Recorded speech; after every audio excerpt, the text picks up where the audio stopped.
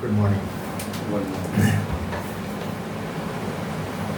एक परिचय बताइए, क्योंकि आपको अक्सर हमें ओशो कहता हूँ शुरू से, ठीक है? पता नहीं, और फिर आपसे पूछा भी था मैंने कि क्या आप उससे जुड़े हैं क्या, तो पता चला कि हाँ आप जुड़े हैं। तो अपने एक नन्हा सा परिचय बताइए। ओशो के संबंध में अपना परिचय। मेरा परिचय 2009 से मैं बनारस में हूँ और मैं बिलोंग करता हूँ गोरखपुर से। मेरी स्कूल की पढ़ाई गोरखपुर में ही हुई और 2023 में मैं लौट पाया बैचलर ऑफ फाइनेंस में, और तब से लेकर मैं आज तक मतलब मास्टर से मैंने यही सीखा और PhD में मैंने यहीं से सबमिट किया। और मेरा स्पेशलाइजेशन जो है वो इस कल्चर है। मेरा अपना खुद का जो स्पेशलाइजेशन है वो स्टोन का पूरे मास्टर्स का, और मेरी PhD मुझे से स्टोन से। स्टोन से। क्या शुभ नाम? नीलाम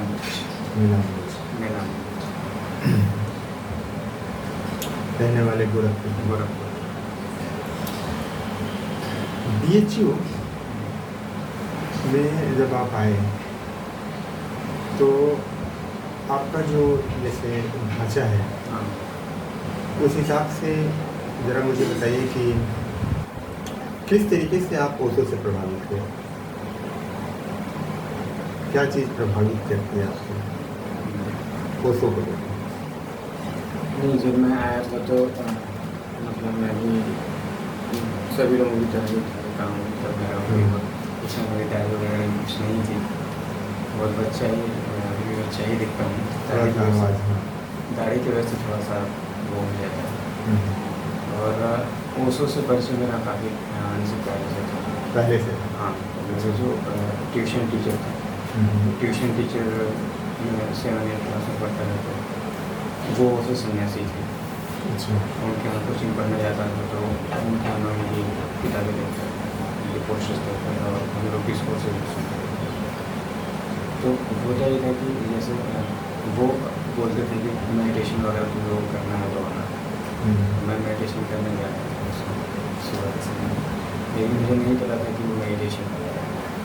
अच्छा। हाँ, वो ये बोलते थे कि सुबह हम लोग कुछ करते हैं, मतलब वो पर्टिकुलरली वो नाम इम्पोज नहीं करते? नाम नहीं कहते थे। मैंने वो करने भी नहीं पता था कि ओशो कौन है क्या, भाई इस तरह की चीज़ें हैं।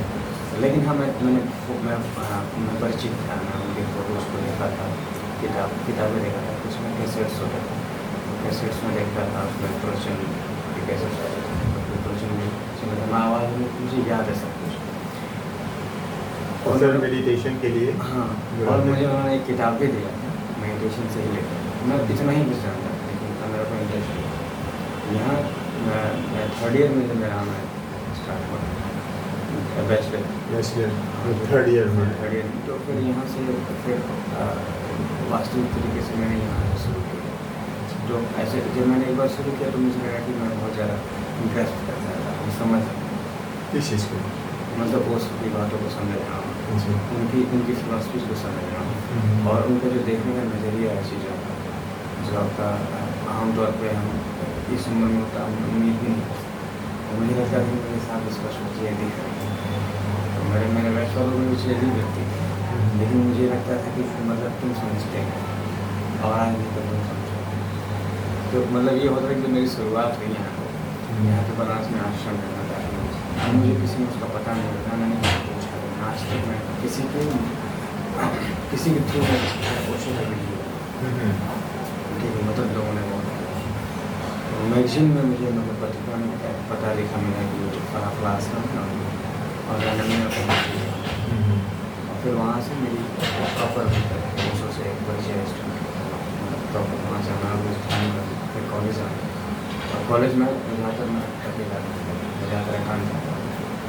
तो एकांत के समय जाकर मैं उसको भी किताबों में पढ़ता हूँ, इसलिए ओशो की किताब। ओशो बैचलर टाइम मेरा मतलब वो डेली का रूटीन तो नहीं किया, लेकिन मेरा वो पार्ट बन गया एज ए हॉबी जिसको कहते हैं। हॉबी कह लीजिए, मतलब मेरा मैक्सिमम समय इन सब चीज़ों के साथ रहता है।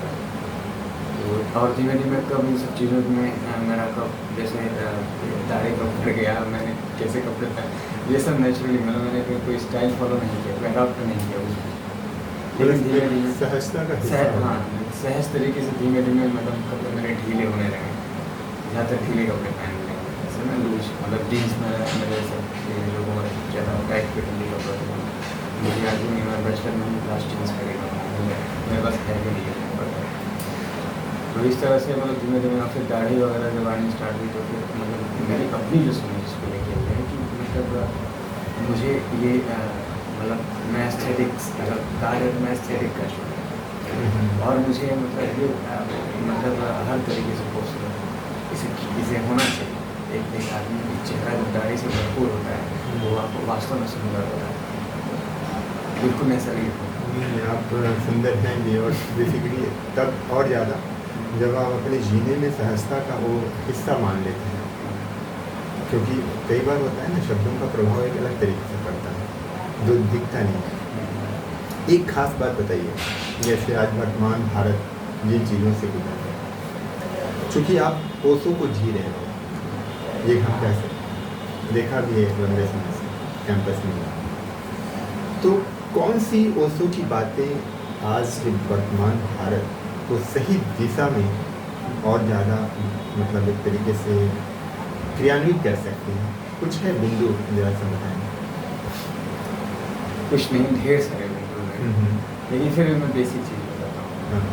जैसे मैं आपको बता रहा हूँ कि ओशो को लेकर मैंने जितना मतलब यहाँ जो एक्सपीरियंस किया आमतौर पर वो एक टैबू की तरह लोगों के मन में ओशो, और जो लोग समझते भी हैं तो वो भी जैसे है ना कि एक उतना ही सब छू रहे हैं जितना कि उनके अपने जो खुद के उनके मत हैं या ऐसा अनुयायी हैं या जिस जगह से वो बिलोंग करते हैं। अगर हिंदू हैं तो वो मतलब ठीक है, वो बस थोड़ा हिस्सा पकड़ के उनको लगता है कि ऐसा है। आपके मतलब बुद्धिस्ट हैं, आप जो भी अलग अलग आइडियोलॉजीज के सुनते सब ओशो को सुना सबने हैं, पढ़ा सबने, और सब कहते भी हैं कि काफ़ी उनकी बातें मैं काफ़ी कन्विंस हूँ उनसे मैं, लेकिन एग्जैक्टली अगर मैं अपने एक्सपीरियंस से आपको कहूँ तो शायद 2 से 3% भी नहीं है जो एग्जैक्टली ठीक है ना।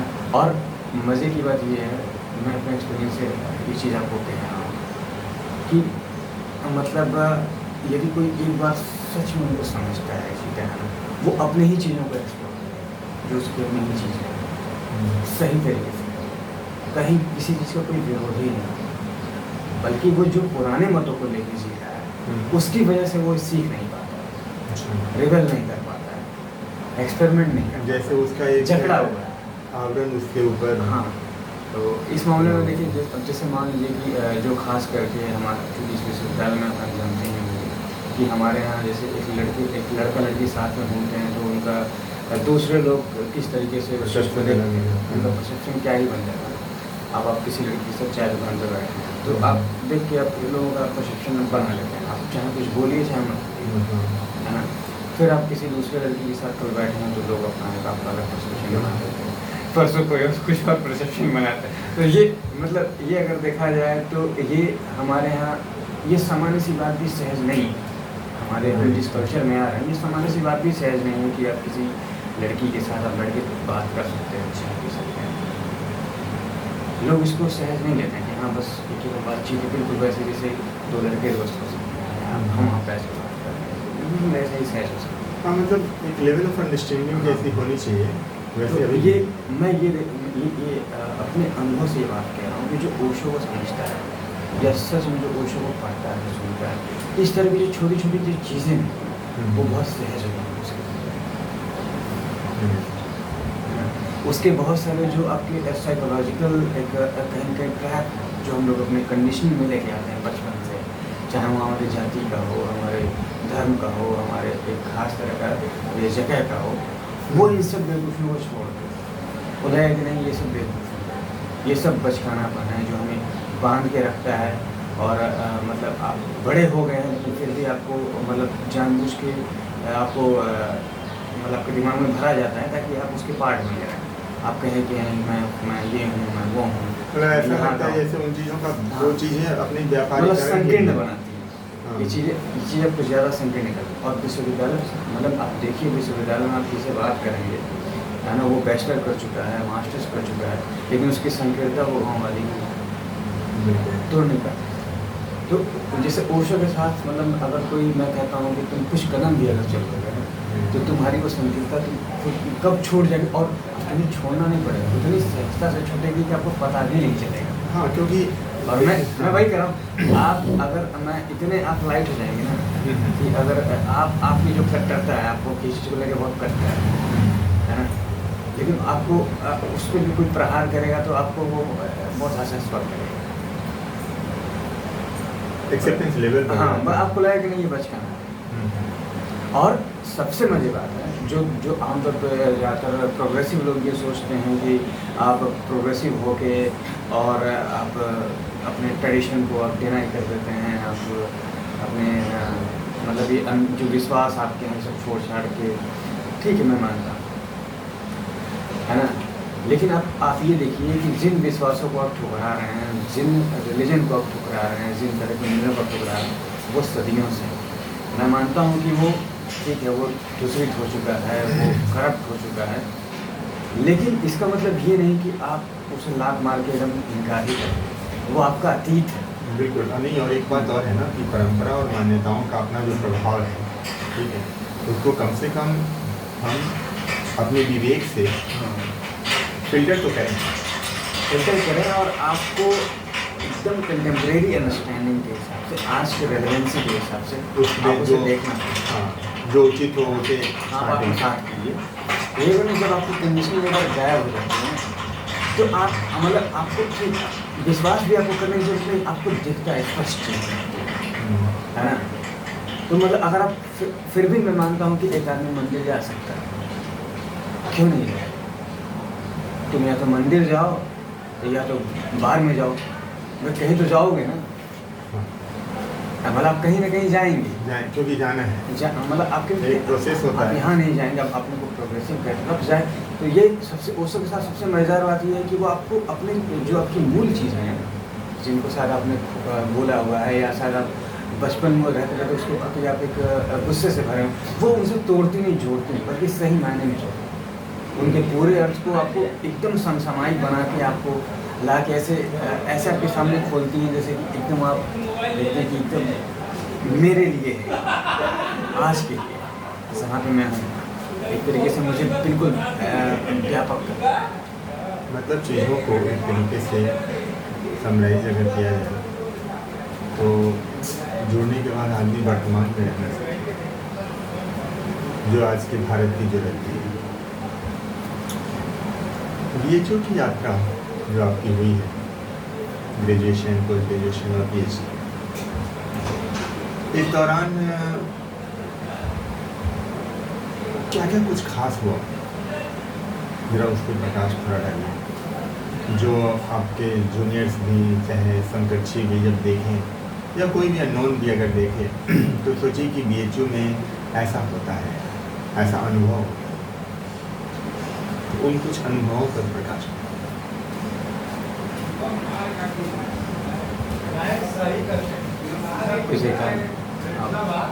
जैसे क्या होता है कि बनारस हिंदू यूनिवर्सिटी में प्रकृति एक अलग तरीके से जीती है। कई बच्चों को देखा मैंने कि बहुत परेशानियों से जूझने के बाद भी शायद वो अदर यूनिवर्सिटी में होते तो वो किस तरह जीते भगवान जाने, ठीक है, लेकिन बनारस हिंदू यूनिवर्सिटी में जो उनको केयर मिलता है प्रकृति के द्वारा वो अविस्मरणीय होता है मेरे दृष्टिकोण में। और ये ऐसा लगता भी है कि सबके लिए होता है। तो अप्स एंड डाउन्स कई चीज़ों से आप भी गुजरे होंगे, ठीक है। तो बनारस हिंदू यूनिवर्सिटी की वो खास बात जो एक नहीं होता है कि आप भुलाए भी ना भूलें, ठीक है, और कनेक्ट कर पा रहे हैं। हाँ, तो जरा सा उन चीज़ों पे प्रकाश कर रहे थे। जैसे सबसे मैं दिल से, हाँ, दिल की ही बात है। मतलब मुझे कभी ऐसा लगा नहीं, मतलब कि मेरा जो डिपार्टमेंट है, फैकल्टी है या कैंपस में मैं जहाँ जाना चाहता हूँ, IIT के कुछ ऑफिस में जाता हूँ, चाय दुकानों पे जाता हूँ, मतलब जो मेरे फ्रेंड्स हैं, दूसरे फैकल्टीज मेरे फ्रेंड्स हैं, मुझे कभी ऐसा लगा ही नहीं है कि मतलब मैं अपने मार्क्स से मुझे ये सब अपने मतलब कहीं भी परिवार का एक पार्ट है। मैं एग्जैगरेट नहीं कर रहा हूँ, मैं कुछ भी ऐसा नहीं कह रहा हूँ कि जैसे आमतौर पर मैं ये सच्चाई बता रहा हूँ। मतलब मेरे यहाँ जितने भी एम्प्लॉइज हैं मैं उनको पिछले 12-13 सालों से मिलता हूँ, मतलब जिन दुकानों पर मैं रहता हूँ, मतलब हमारा जो एक मतलब जाके वहाँ पर मिलना है या हमारा जो एक परिचय है ना, मतलब ऐसा मेरे ख्याल से मैं इस मामले में अपने को बहुत दुर्लभ हूँ। मतलब ये विश्वविद्यालय की खूबी है, ठीक है, आप 1000 बुराइयाँ निकालना चाहे निकाल देंगे, कोई फर्क नहीं पड़ता, लेकिन मैं बता रहा हूँ कि सच में एक जो अपनापन है, जहाँ आपको लगता है कि आपका दायरा आपकी फैमिली का ऐसे। हमारे यहाँ तो ये चूँकि हमारी पढ़ाई जो ऐसी है कि हमारे सीनियर जूनियर बहुत ज़्यादा नेक्स्ट और इतने ज़्यादा मतलब चूँकि आप पढ़ने आए हैं, बहुत ज़्यादा क्या है कि आप वो जो बाहर विश्वविद्यालय के बाहर की जो एक इन्वॉल्वमेंट होता है, बाहरी इन्वॉल्वमेंट, वो आपको डिस्ट्रैक्ट नहीं करता है। तो इस वजह से क्या होता है कि बहुत प्योर होते हैं हमारे रिलेशन। जैसे ये नहीं कि अब मतलब आपसे मैं अगर बहुत जुड़ा हूँ तो मतलब यही हो कि नहीं कोई मतलब ही इसी वजह से जुड़ा हूँ, ऐसा होता ही नहीं है। बैचलर मास्टर तक इस तरह की चीज़ नहीं होती है। तो ऐसा लगता है आपको ना कि जैसे मुझे कभी ऐसा पूरे इन 12-13 सालों में कभी ऐसा नहीं लगा कि वो एक कॉलेज जिसको आप कॉलेज को की तरह परिभाषित करते हैं, ऐसा मुझे कभी एहसास नहीं इन पूरे अपने पढ़ते समय के ये अपने आप में बहुत बड़ी बात है कि एक परिवार का हिस्सा एक तरीके से सहज भाव में स्वीकार होती है। और दूसरी जो सबसे दुर्लभ बात मेरे साथ जो जिसके मामले में अपने आप को लकी मानता हूँ वो ये है कि जो मेरे अपने टीचर हैं, मतलब मैं उन्हें मेरी तरफ से कहना थोड़ा सा अजीब लगेगा, लेकिन सच्चाई यही है कि वो हम एक मित्र की तरह जाते हैं, एक दोस्त की। मतलब हमारे बीच कभी ऐसा ये मतलब इस तरह की कभी असहजता नहीं पैदा हुई कि आप प्रोफेसर हैं और मैं ये दायरा कभी मतलब हो सकता है मैंने दूसरों में देखा है, लेकिन जिनसे मेरा ज़्यादा इंटरेक्शन रहा है, जिनके मैं ज़्यादा क्लोज रहा है जिनके, मतलब मैंने कभी मेरे अपने गाइड क्या शुभ नाम हुआ मृगेंद्र प्रताप सिंह, कभी मतलब जैसे मुझे कभी लगा नहीं कि जैसे मैं उनसे एक प्रोफेसर की हैसियत से, और सबसे मज़े की बात ये कि उन्होंने भी इस तरह से कभी मुझे ट्रीट नहीं किया कि वो एक छात्र से, उन्होंने बिल्कुल पैरेलल। और इस वजह से मज़ा हुआ ये कि एकदम शुरुआत से क्या हुआ कि मतलब जब आपको इस तरह का समानांतर एक पृष्ठभूमि मिलती है तो आप अपनी असहमति भी बड़े तहजीब से लेते हैं, है ना, आप कन्फ्रंट करते हैं इसे। और ट्रांसफ़र होता है ना, जो एटिकेट्स ट्रांसफ़र जो बात, तो हमारे बीच इतने सालों में मैं बता रहा हूँ कि मतलब कई ऐसे हमारे विचार हैं या जो हमारे विचार करने का ढंग जिनसे मतलब हम ये शायद एक दूसरे से बिल्कुल नहीं पढ़ते, इसके बावजूद भी हमारे रिश्ते में कभी कुछ भी तरह का कोई खराब कुछ भी नहीं। बोलते हैं कि तुम्हारी आइडियोलॉजी से एक अलग चीज़ है ना, और तुम विश्वविद्यालय आए हो इसे मैं कोई आइडियोलॉजी तुम पे इम्पोज नहीं कर सकता, है ना, और ये भी नहीं कह सकता हूँ कि मैं तुमसे उम्र में बड़ा हूँ, प्रोफेसर हूँ, तो तुम्हें अपनी बात नहीं कहती, तुम्हें रखनी ही चाहिए, क्योंकि अगर तुम यहाँ नहीं रखोगे तो फिर विश्वविद्यालय के बाद तुम फिर कहाँ रख पाओगे, तो वहाँ तो फिर लोग ही लोग मिलेंगे, तो ऐसे आदमी कब पैसा कर जाएगा। क्योंकि मेरा ये मानना है कि विश्वविद्यालय है तो विश्वविद्यालय परिसर में रहकर आप उन सारी चीज़ों को जान जाएं कि जब आप इस कैंपस से बाहर निकले तो विश्व आपको एक सहज स्वीकारोक्ति का हिस्सा माने। बाकी विश्वविद्यालय में पढ़ रहे हैं, ठीक है, नाम भी तो एक है, चाहे वो एक पर्टिकुलर जोन में ही क्यों ना, इसका तो इम्पोर्टेंट है। एक बात बताइए, कुछ वैसी बात जो अपने जूनियरों को आप कहना चाहो कि जूनियर्स को इन चीज़ों का ध्यान रखना चाहिए। एक आपकी बात से मुझे याद आया, जैसे हमारे यहाँ क्या होता है कि हमारे यहाँ सीनियर जूनियर्स में मतलब बिल्कुल स्टार्टिंग जब मैं आया था तो उस समय क्या होता था कि उस समय तक रैगिंग चलती थी और बहुत मतलब मेरे लिए बहुत अच्छा है।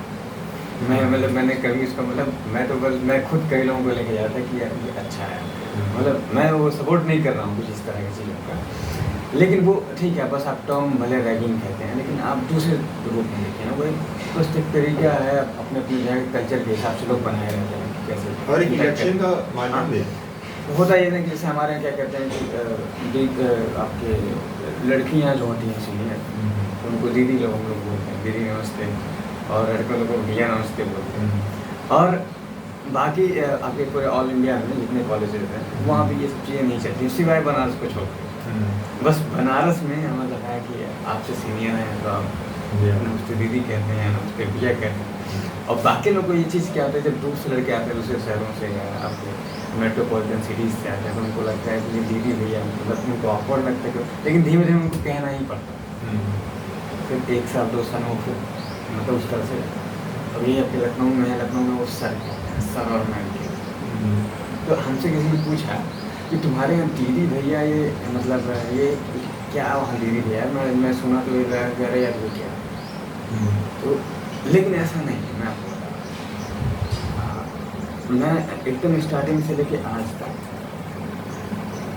ये सबसे खास बात है इसमें, खास करके मैं जिस डिपार्टमेंट से पढ़ा हूँ या जिस फैकल्टी से पढ़ा हूँ ये उसकी सबसे खास बात है।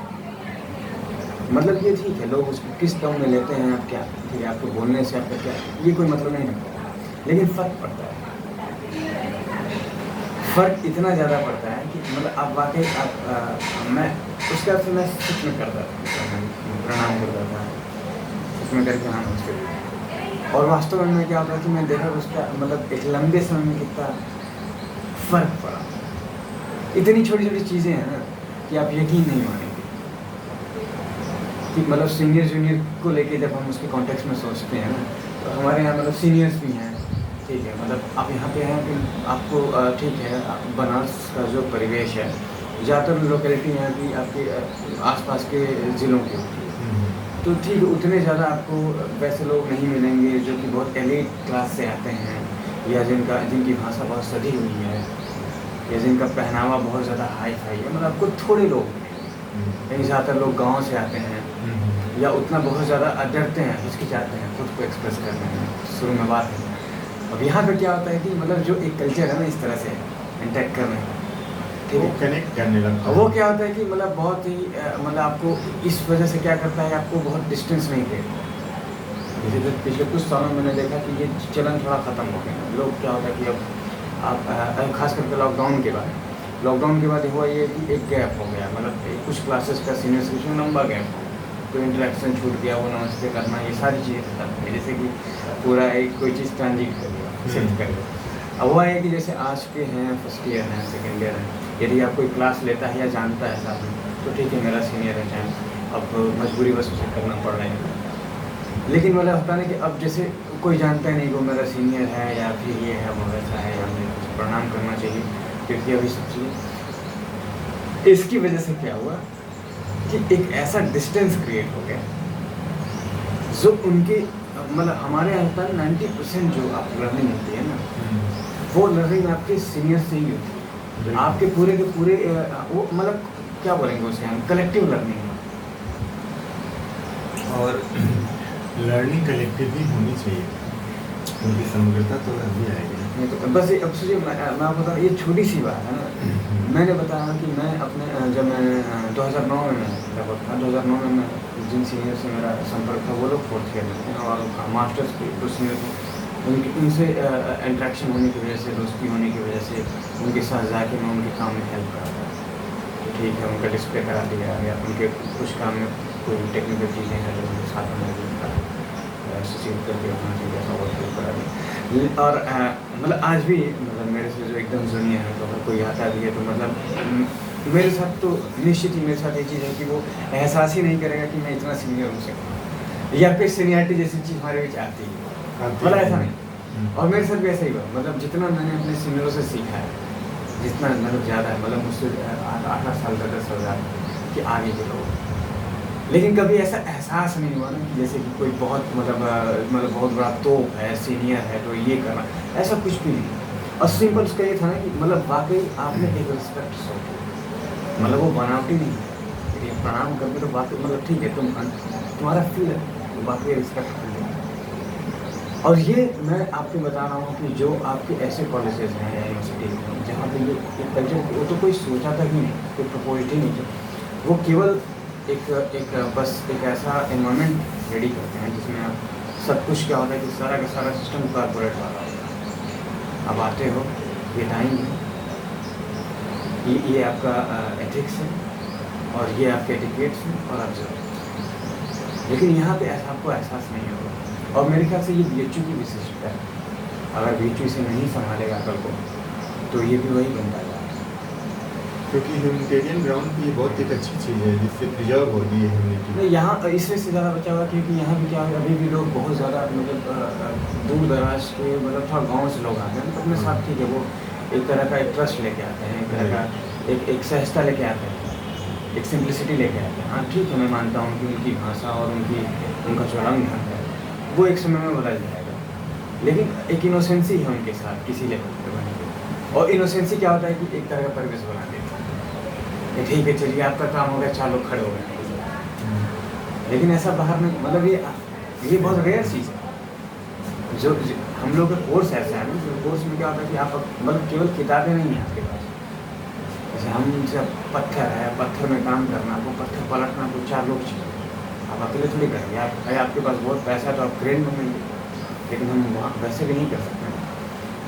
तो यहाँ पे आपको आप इतना बड़ा काम कर लेते हैं, आप इतने ज़्यादा चीज़ें कर लेंगे और आपको बाद में जब आप पास आउट हो जाओगे और बाद में आप पलट के देखते हो तो ऐसा लगता है कि यार कितना बड़ा तुमने काम कर दिया।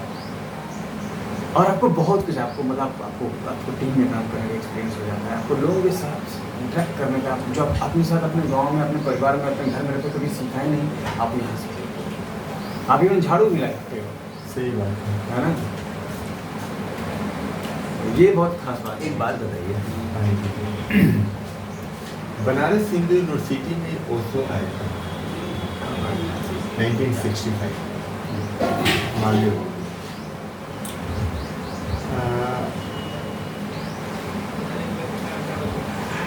उस समय क्या बातचीत हुई, इसका कुछ आपको ज्ञान है? मैं एक जिक्र मुझे याद है, ओशो के प्रवचन में वो जिक्र है बनारस एकदम तथ्यगत रूप से वो चीज़ तो नहीं आ रही कि वो एक किस सन में आया एग्जैक्टली था, लेकिन मुझे हाँ, लेकिन मुझे वो पसंद आया। वो दर्शन शास्त्र के कोई प्रोफेसर थे, उन्होंने आमंत्रित किया उसको फिलोसफी डिपार्टमेंट, और वो ट्रेन का टिकट वगैरह भी वही करा के उनको आमंत्रित किया। और उसमें उसको सागर यूनिवर्सिटी है जबलपुर में, सागर वो आते हैं यहाँ पे, और उन्हीं के घर पर उन्होंने रुका भी, अपने घर पे उन्होंने कमरा दिया। और फिर फिलोसफी का कोई लेक्चर है, उनके घर पर कोई मतलब एक जमौला है जिसमें ओशो भी हैं और बाकी उनके कोलीग्स हैं और उनके कुछ स्टूडेंट्स हैं, सीनियर स्टूडेंट्स हैं, ये सारे लोग। और कोई बात फिलोसफी की चल रही है, साइकोलॉजी की चल रही है, और ओशो क्या होता है कि उसको मतलब ओशो उसका जवाब देते हैं और उनके पुलिस के सामने, स्टूडेंट्स के सामने कहते हैं ऐसे ऐसा प्रश्न चलता है। एग्जैक्टली मुझे वो स्टेटमेंट नहीं याद है। तो उसमें क्या होता है कि वो जो प्रोफेसर जो रहते हैं, कोई त्रिपाठी या तिवारी कोई रहते हैं, वो इतने ज़्यादा उग्र हो जाते हैं, इतने ज़्यादा एग्रेसिव हो जाते हैं वो कि वो अपना सामान वामान भी वहीं जिन्होंने बुलाया था, हाँ, जिन्होंने ओशो बुलाया था वही फेंक के बोलते हैं कि तुम अभी अपना सामान लो, यहाँ से निकल जाओ। अच्छा, मतलब इन्होंने ओशो को कहा? ओशो, अच्छा, हाँ, और इतने ज़्यादा गुस्सा उनके बल्कि डिपार्टमेंट के लोग कह रहे हैं कि मतलब वो गलत क्या कह रहे हैं। हाँ, ये वो बात मतलब उनके स्टूडेंट तो ये बोले कि देखिए आप बुलाया तो मुझे आप ही नहीं, अब मुझे कोई फर्क नहीं पड़ता है, और मैं जानता था कि ये होने वाला है, ठीक है। और बोले कि लेकिन हाँ, इससे इस बात से मैं आप नहीं या मुझे से कोई फ़र्क नहीं पड़ता, मेरे लिए समान सी बात है, लेकिन मैं आपका अतिथि हूँ, एक अतिथि के साथ आप ऐसा व्यवहार करते हैं, वो भी आपसे ये चीज़ अपेक्षित नहीं थी। कम से कम हाँ, मैं जानता हूँ कि ठीक है आप एक ज्ञानी हैं, विद्वान हैं, लेकिन ये आपसे अपेक्षित नहीं था। इसमें मतलब क्रोध की क्या बात है? आप क्रोध कहाँ से आए? हम तो बात केवल सैद्धांतिक बात कर रहे हैं, एक सिद्धांत की मात्र बात कर रहे हैं। और मुझे लगता है कि आपसे ज़्यादा समझदार तो आपके स्टूडेंट्स, सिंपल सी बात उनको भी दिखती है, लेकिन आप नहीं देख पा रहे क्योंकि आपके अहंकार को चोट कर रहे हैं। आप एक ब्राह्मण ऐसा बोला। हाँ, ये प्रसंग मतलब उनके प्रवचन में आपको मिलेगा। अच्छा एक बात बताइए, जैसे ओशो पर आते हैं, कुछ चीज़ें वैसे बताइए जो ओशो ने कही हो और समग्र रूप में प्रभावित करता है एक मास लेवल पे, जी कम से कम दर्शक वीडियो देखने वाले ये सोचें कि ये चीज़ उन्होंने बोला था। जैसे कुछ होता है ना कि कुछ लोगों के पॉइंट्स ऐसे होते हैं जो रिमार्केबल होते हैं, अनपैरेलल होते हैं। तो चूँकि आपने गुजरे भी हैं आप उसमें भी कई किताबों से या उनसे उनके अनुभवों से जो महसूस करते हैं आप, तो कुछ वैसी चीज़ें जो ओशो की हों और एक कहते हैं ना कि रिमार्केबल हो है, तो सारी चीज़ें बहुत चीज़ें होंगी, लेकिन एक कुछ आपसे जानना चाहता हूँ कि कुछ वैसी चीज़ें ठीक है जो आपके माध्यम से ठीक है प्रभाव छोड़े। है तो बहुत सारी चीज़ें हैं, जैसे होता है कि प्रसंग वसात होता है, कुछ चीज़ें याद आती हैं, ये सबसे ऐसे ठीक है। सबसे आपको एक मजाक चीज़ होता है, कोई प्रसंग जैसे मतलब आपको अमूमन मतलब आपको हर जगह ये चीज़ मिलेगा।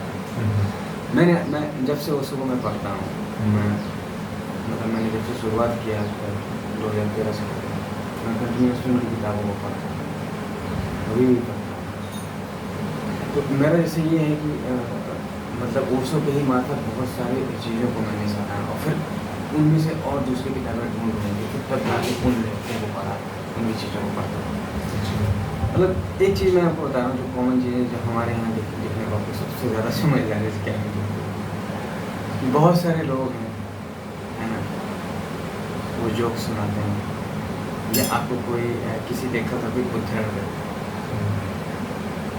मैंने क्या पाया कि चूँकि मैं कभी मैं बस कंटिन्यूसली पढ़ता था, लेकिन बहुत ज़्यादा मेरा बातचीत करने का बहुत मतलब अभ्यस्त नहीं, मतलब किसी पढ़े हुए चीज़ को मतलब पढ़ा फिर मतलब निकल गया। ठीक है, अगर कोई बात मान लीजिए जैसे आपने बात आप पूछ भी रहे हैं तो एग्जैक्टली मैं मतलब हम ठीक है मैंने बस किताब पढ़ा है, लेकिन मैं हाँ अपना एक बस ओपिनियन आपको दे सकता हूँ, लेकिन मेरा कोई एनालिसिस या इस तरह की नहीं रहती। लेकिन क्या होता है कि मेरे पढ़े हुए चीज़ों को अगर कोई मान लीजिए दूसरा ऐसे बोल रहा है ना और मैंने अगर पढ़ा है तो मेरा दिमाग रिकॉर्ड कर रहा है कि मैंने जानता हूँ उस चीज़ को। मैंने अक्सर पाया जो ट्रेनों में यूनिवर्सिटीज़ में एक्स यूनिवर्सिटी में मैक्सिमम कुछ लोग हैं चाय दुकान पे आपसे बात कर रहे हैं और आपको कुछ जोक सुनाते हैं या अगर कुछ लोगों ने देख लिया कि मैं ओशो का माला पहना हूँ तो ठीक है मतलब वो कोई आपको एक कहानी सुनाते हैं या कोई एक कविता सुना देंगे या कुछ ऐसा सटायर सुना देंगे आपको। अब वो मैं आपको अपने एक्सपीरियंस से बता रहा हूँ 99% क्या होती है वो ओशो की सुनाई हुई चीज़ होती है ना। ये वो अपने तो जान रहे हो कि ये चीज़ वही है, लेकिन वो बताते ऐसा है जैसे कि खुद मैं बता रहा हूँ। और मतलब मुझे अंदर से हंसी इसलिए आती है क्योंकि मैं जानता हूँ कि ये चीज़ मैं ओशो ने साफ साफ स्पष्ट और मैं बता रहा हूँ कि जैसे पुराने जोक्स में सुनता मतलब हमारे यहाँ के प्रोफेसर्स हैं तो मतलब जोक सुना रहे हैं कि ये बस सरदार जी थे ये थे फला। मैं आज तक जितने भी सुना ना, फिर कोई कहानी सुना कि एक प्रोफेसर थे यहाँ पर आए हुआ वो हुआ एक बार ये हुआ ये, और सारी की सारी मतलब मैंने मतलब ऑलमोस्ट बहुत सारी चीज़ें मैंने वो पाई हैं किताब।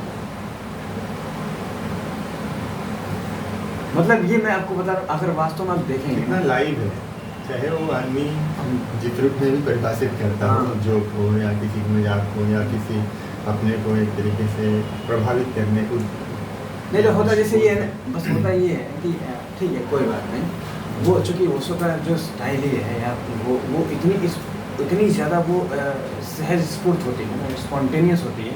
इस वजह से क्या होता है कि अचानक से एक बिल्कुल ऐसा आदमी जो कभी शायद लिटरेचर पढ़ा भी नहीं होगा ना, लेकिन उनको सुनते हुए वो ठटक जाता है। उसका रीज़न वही है क्योंकि वो बहुत ही स्पॉन्टेनियस, ओशो का मतलब कुछ भी ओशो ने कुछ भी किया है उसको क्या होता है कि वो सीधे स्पॉन्टेनियस होती थी वो सारी चीज़ें। उन्होंने कभी कुछ लिखा ही नहीं, कोई ग्रंथ, मतलब उन्होंने सीधे बस बोला है। जैसे मैं आपसे बात कर रहा हूँ तो मैं कोई मतलब फॉर्मुलेशन नहीं कर रहा हूँ विचारों का कि मैं कोई फॉर्मुलेट करके, मतलब बस वो बहती है। तो उस फ्लो की वजह से क्या होता है ना कि ज़्यादातर लोग क्या होता है कि वो, और उनका चूँकि वो कहानियों का इस्तेमाल करते हैं और बहुत ज़्यादा आपके कहते हैं ना कि बहुत कॉम्प्लेक्स शब्द इस्तेमाल नहीं करते हैं, बहुत जटिल या भारी भरकम शब्दों का भी बहुत एक फ्लो वाले, उनकी बहुत जैसे लगता है कि कोई गीत है। तो हर आदमी क्या होता है कि हर आदमी अगर सुनेगा तो वो मतलब वो रोक नहीं पाएगा, वो सुनता जाए। तो होता ये कि बहुत कम लोग होते हैं, है ना, कि उसकी क्या होता है कि ठीक है आप सुनिए, आनंद लीजिए, या ठीक है उसको समझने की कोशिश कीजिए या जीने की कोशिश कीजिए। लेकिन 10 में 7-8 लोग क्या करेंगे, उस बात को अडॉप्ट करके वो खुद ज्ञान देंगे। ये गलत है। मतलब वो आपको जैसे आप लगे मैं आपको लगा निर्वाण का कंसेप्ट, और ये मैं जिसको आप समझा रहा है वो पढ़ा हुआ है, वो बिल्कुल देखा है, लाइन बाय लाइन देखा हुआ है कि वो ऑलरेडी किताब में लिखी है, लेकिन मैं मुस्कुराते हुए सुनता हूँ जैसे आप बोलिए, क्योंकि मैं जानता हूँ आप अपने ही साथ जो कर रहे हैं सही है। ठीक है, ओशो को सुनने को लोग को यह लगेगा कि तो बड़ा आसान है, तो मैं भी समझा सकता हूँ। जैसे मैं एग्जाम्पल बता रहा हूँ, जैसे कल ही मैं घाट पर बैठा था तो अपना सुबह बनारस में करते हैं योगा वगैरह, तो उसकी सारी बातें मतलब जैसे वो क्या होता है कि जैसे होता है ना 4 चीज़ को मिला के वो बोल रहा है, लेकिन एग्जैक्टली वो उसकी अपनी नहीं। अगर वो सहज रहता है, मतलब ठीक है तुम ऑनेस्टली कराओ तो सारा प्रोसेस लिखा हुआ है किताबों में, चाहे योग प्रदीपिका पढ़ो या तुम पतंजलि करो, कुछ में कोई बहुत तुम्हें अलग से करने की जरूरत नहीं है। अब लेकिन क्या हुआ कि जैसे सुन लिया, जैसे 4 रोज़ सुन लिया, अब उसको जो है मतलब अब चूँकि आम जनता ठीक है बट उसको क्या ही पता है। फिर जैसे किसी से आप बात करें, कोई प्रोफेसर है अचानक से, ठीक है लिटरेचर की कोई बात हो गई, और उसके के साथ सबसे समझदारी है ना, जैसे मैं आर्टिस्ट हूँ, 8 महीने पढ़ाई किया, आप यकीन नहीं मानेंगे, मैंने ओशो के माध्यम से जितना मैंने वैन गॉग को समझा है, पॉल सेज़र को समझा है, माइकल एंजेलो को समझा है, रॉडेन को समझा है, मतलब मैं अपने फील्ड के लोगों को मार्फत नहीं जानता। और ओशो के साथ सबसे मज़े बात ये है ना कि अगर आप लिटरेचर के हैं तो आपको अपार लिटरेचर मिलेगा उनके ओशो के पूरे प्रश्नों। आप फिलॉसफी से बिलोंग करते हैं तो आपको पूरा फिलॉसफी का एक पिटारा मिलेगा। आप म्यूजिशियन हैं, आपको देखिए जाता है ना, आपको ऐसे नाम, आप साइकोलॉजिस्ट हैं, आपको ऐसे थ्योरीज आपको मिलेंगे, नाम मिलेंगे, किताबें मिलेंगी कि आप दंग रह जाएंगे। जैसे ओशो की डाइवर्सिटी बहुत ज़्यादा है ना, पोएट्री मतलब हर ऑलमोस्ट साइंस, आप यही नहीं मानेंगे कि आप साइंस को भी मैं बाकियों का नहीं जानता हूँ, लेकिन मैंने ये जाना है कि जैसे मैं उनको पढ़ता था तो मतलब ऐसे पढ़ते हुए जैसा लगता था कि होता है, ये कई बार होता था, कई लोगों का एक्सपीरियंस रहा है, जैसे कि तो मेरे लिए लिख दिया, जैसे अचानक से आपको ऐसा लगे कि अचानक से प्रसंग आ गया मैं कि कोई ताओ उपनिषद पढ़ाऊँ तो अचानक से उसमें मतलब सेजा का जिक्र आ गया, अचानक से माइकल एंजेलो का जिक्र आ गया।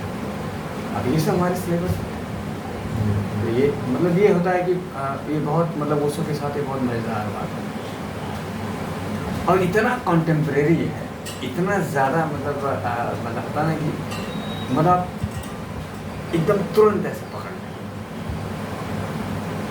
मतलब एक तरीके से नेचुरल से हंसता है। हाँ, नेचुरलिटी है ना, वो काबिल तारीफ है उनकी। नेचुरलिटी है और बहुत ज़्यादा जैसे क्या है ना कि मतलब कॉम्प्रोमाइज़ नहीं है, मतलब ठीक है, तो कॉम्प्रोमाइज़ भी तो वही है जहाँ डर है। अब जैसे मान लीजिए कि जो ऐसे फैमिली से आता है जो कि मान लीजिए कि बहुत रिफ्रेस्ड कंडीशन में उसको रखा गया है या बहुत ज़्यादा उसे उस पर इम्पोज किया गया डिसिप्लिन वगैरह, है ना, तो वो सुनने का लगेगा कि यार ये तो करप्ट कर रहा है, ये कर रहा है। मतलब ज़्यादातर लोग क्या करते हैं कि नहीं यार इसको ये तो मतलब ओशो को सुनने वाले तो फिर क्या होता है कि वो अब आज्ञाकारी तो रहेगा नहीं, लेकिन उनका कहना है ना कि अगर अंदर से तुम्हारे अगर विनम्रता या सम्मान नहीं है तो फिर तुम प्रिटेंड क्यों करोगे। तो ये सबसे ज़्यादा घातक है ना कि मैं आपको अंदर से, मेरे अंदर कोई रिस्पेक्ट नहीं है लेकिन फिर मैं झुक रहा हूँ, तो मैं मतलब आपके साथ तो मैं बेईमानी कर ही रहा हूँ, लेकिन खुद के साथ भी मैं कितनी बड़ी बेईमानी करता हूँ। मतलब मैं अगर कोई टीचर है मान लीजिए, तो वास्तव में उस टीचर के प्रति मेरे अंदर में कुछ भी, मुझे नहीं लगता है कि वो टीचर की भी हैसियत रखता है, लेकिन मैं फिर भी झुक रहा हूँ उसमें। ये मतलब मैं एक झूठ, एक फरेब कर रहा हूँ मैं स्वयं के साथ। तो ये दोस्तों के साथ है ना, मतलब क्या फ़र्क पड़ता है? कोई फ़र्क नहीं पड़ता है। लेकिन अगर हाँ सम्मान है और लगता है कि तुम्हें सम्मानित करने में सर हो सकता है तुम्हारी जगहसाई भी हो जाए, तो भी तुम सम्मान करोगे क्योंकि तुम जानते हो सम्मानित है। तो ये चीज़ आता है कि दोस्तों के साथ आदमी अगर थोड़ा भी चले ना, थोड़ा भी अगर सुने, वो ऑनेस्ट है, ठीक है, मैं मानता हूँ। जैसे मैं जब भी अगर बोलता हूँ कोई चीज़, मुझे पता है कि मैंने पढ़ा हुआ है, तो मैंने ये नहीं कहा कि ऐसे, मैं कहा कि नहीं मैंने ऐसे ओशो से सुना है। मैं कम से कम एटलीस्ट मैं दूसरे की बात नहीं, कम से कम मैं अपने साथ तो ईमानदार रहूँगा ना। कम से कम मेरा मन ये भ्रमित नहीं करेगा कि देखो मतलब मैं भी ज्ञानी हूँ या मुझे कहानियाँ आती हैं, मैं जोक सुनाता हूँ। नहीं, मैं ऐसे सुना हूँ, ठीक है, रैंडमली कुछ आ गया तो अलग बात है, लेकिन मतलब नहीं, ऑनेस्ट हूँ मैं। तो मैं मानता हूँ तब आदमी वो आदमी उसके हर एक चीज़ बहुत प्रमाणित होने लगेगा, बहुत ऑथेंटिक होने लगेगा। उसका मतलब ठीक है, जो वो विचार कर रहा है, जो वो लिख रहा है, उस सब में उसकी जो ऑथेंटिसिटी है ना, वो रिफ्लेक्ट होने लगेगी। मैंने खुद ऐसा देखा है। ये ओशो की सबसे बड़ी विशेषता। एक बात बताइए, आगे क्या सोचा है आपने? मैं ओशो के साथ रहने पे तो मैं बहुत आगे का सोचने वाला जो ये प्रवृत्ति था वही समाप्त हो गया, ठीक है। तो ओशो का कहना ये है कि भाई तुम वर्तमान में जब रहोगे ना, वर्तमान खुद तुम्हारे सामने क्या होने वाला है वो हमेशा वो है ही, तुम बस प्रत्युत्तर देते हो। अभी फिलहाल तो मैंने जैसे इसलिए जब मैं बैचलर में था तो अब ये हुआ कि अब भैया अब क्या करो, अब तो हो गया। तो मैं कहा कि एटलीस्ट बैचलर हो जाने दो, फिर देखा है। बैचलर हो, जब जिस दिन बैचलर पूरा हो गया, ये हो गया, अब फिर तो चलो ठीक है मास्टर्स करना, क्योंकि मुझे मन कर रहा है। चलो मास्टर्स करते समय तक भाई पूरे दिल से किया गया, शिद्दत से।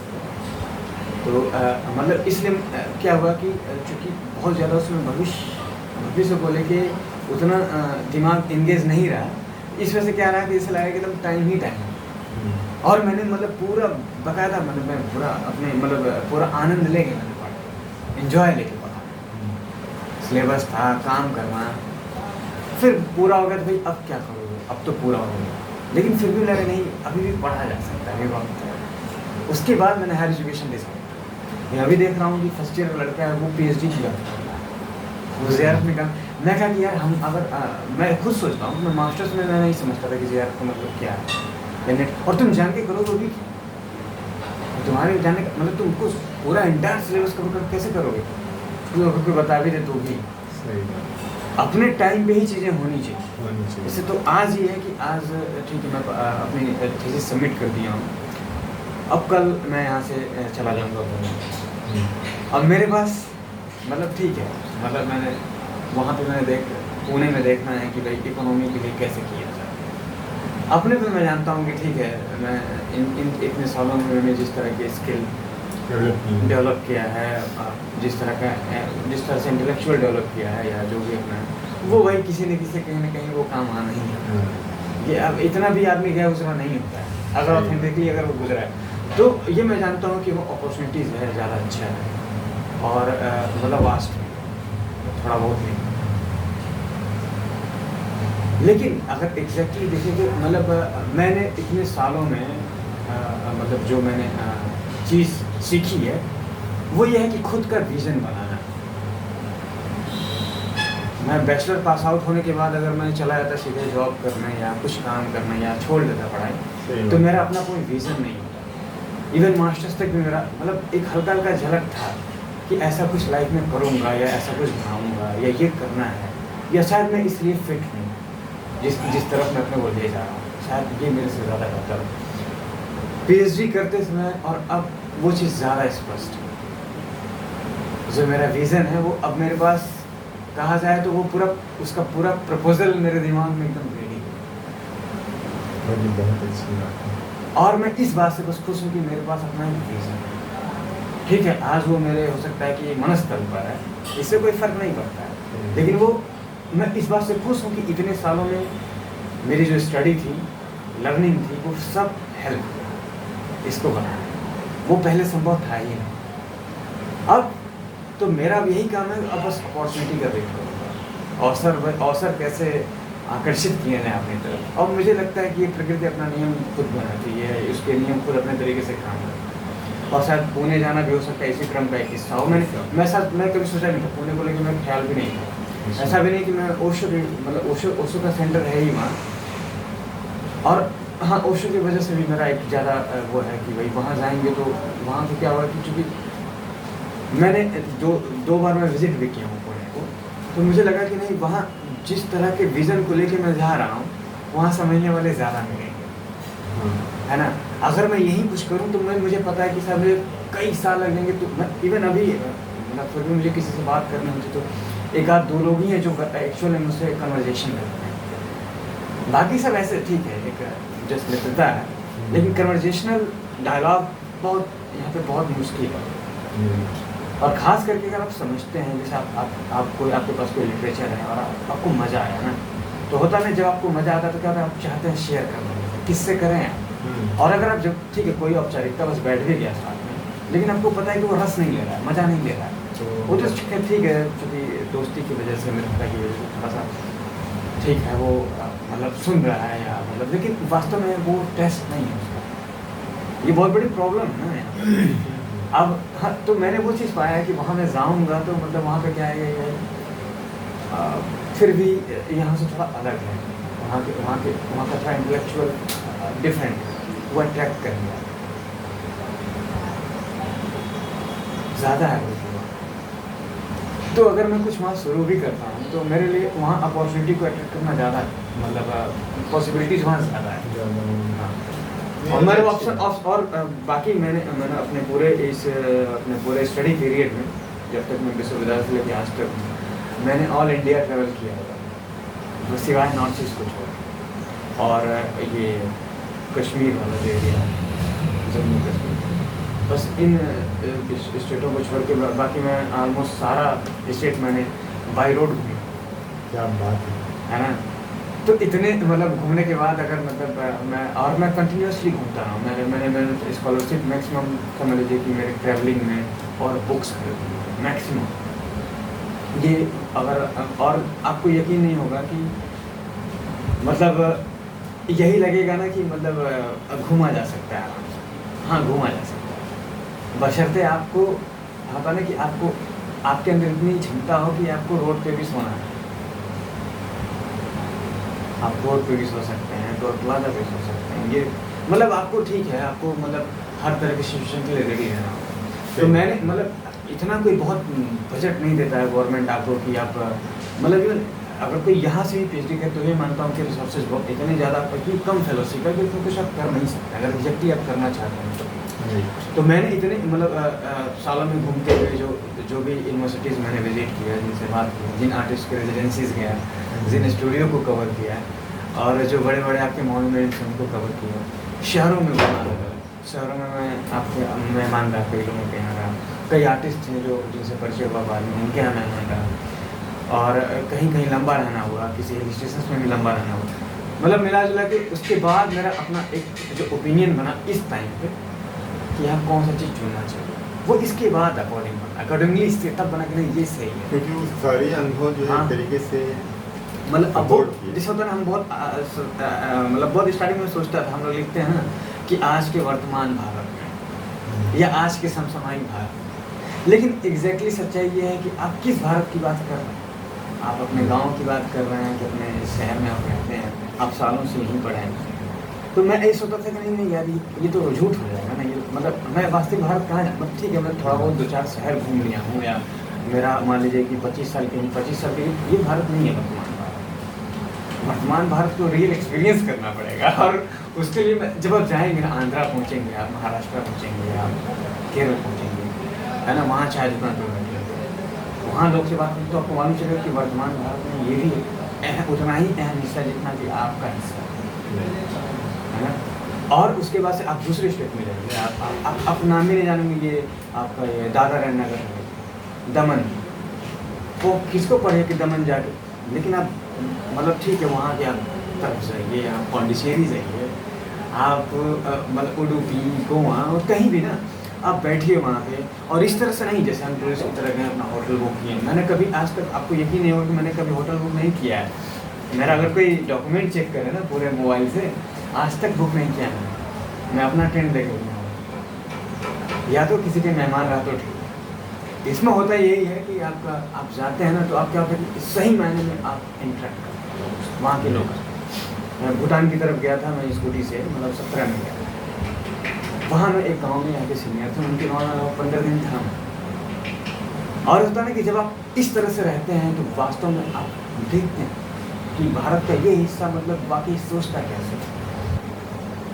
ये भी मतलब आपके पहले ही जी रहा है, आपके कंटेम्प्रेरी टाइम पे जी। स्कूल्स हैं, बच्चे हैं, गाँव के लोग आपके साथ कैसे व्यवहार करते हैं, कैसे इंटरेक्ट। मतलब मैं आप जब इतना डाइवर्स एक्सपीरियंस, आप लद्दाख के गाँव में आप जाके आप रहेंगे, लद्दाख के गांव में बैठेंगे, आपको जैसे मेरा दोस्त है लेके अपने वो छंग ऑफर करता है, ये छंग है पीछा। अब छंग मतलब होता है उनके यहाँ एक लोकल बियर होता है, लेकिन वो उनके यहाँ मतलब अच्छा होता है, वो माना जाता है और ऑफर करता है, ठीक है। उसके अलावा अब उनके घर का जो कल्चर आप एकदम डिफरेंट है, और आपको फिर भी एहसास होगा कि कुछ ऐसा कॉमन है जो हर जगह है। मतलब मैंने कभी ऐसा नहीं, मैंने कहा नहीं, वो एक अपनापन ऐसा नजर आएगा ना जो आपको हर जगह नजर आएगा कि नहीं यार ये हमारे यहाँ भी तो ऐसा ही है, नहीं दूसरे तरीके से। लेकिन मतलब तब जैसे क्या होता है कि तब इस बात का कोई सार्थकता इस बात की तब बनती है कि जब कहते हैं कि हाँ आज के भारत, आज का वर्तमान, मतलब क्या है कि आपका वो जो आपके देखने की जो व्यापकता है ना, जो परिप्रेक्ष्य है, वो केवल ये नहीं। जैसे हमारे अब प्रोफेसर हैं, वो 10 साल 15 साल से वो शहर को छोड़े ही नहीं या गए ही नहीं, एक ही जगह कहीं लंबे समय से होता है कि आप ठीक 2-3 दिन 4 दिन के लिए दिल्ली चले गए, तो दिल्ली नहीं है ना भारत। दिल्ली में रह के आप भारत को कैसे आप ओपिनियन बना लेंगे, है ना। अब दिल्ली में रह के कोई बोले कि दरभंगा ये है, ऐसा नहीं होता है कि गोरखपुर ये है, फला ये है, बनारस का ये, मतलब नहीं।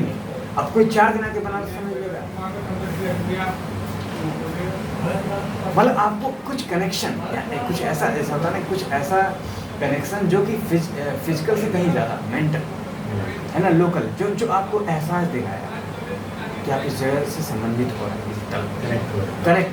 तब क्या होगा, तब आपका जो परिप्रेक्ष्य बनेगा, आपका जो आपकी जो एक विजन बनेगा, जो चीज़ें होता है, जो ओपिनियंस बनेंगे, वो कहीं ना कहीं वो ज़्यादा रेलेवेंट है ना, वो बहुत नैरो।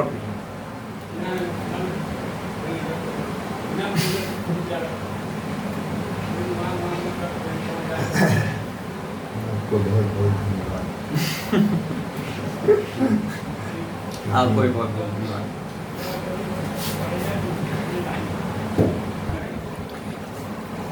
हम लोग नीलाम्बुज को सुने और एक अच्छा अनुभव, आप कम से कम भारत को या किसी विशिष्ट चीज़ों को जानने के लिए जिस तरीके की जिज्ञासा की ज़रूरत होती है, वो कम से कम आपके अंदर उसका बीज पनपे। इसी शुभकामनाओं के साथ बहुत बहुत धन्यवाद।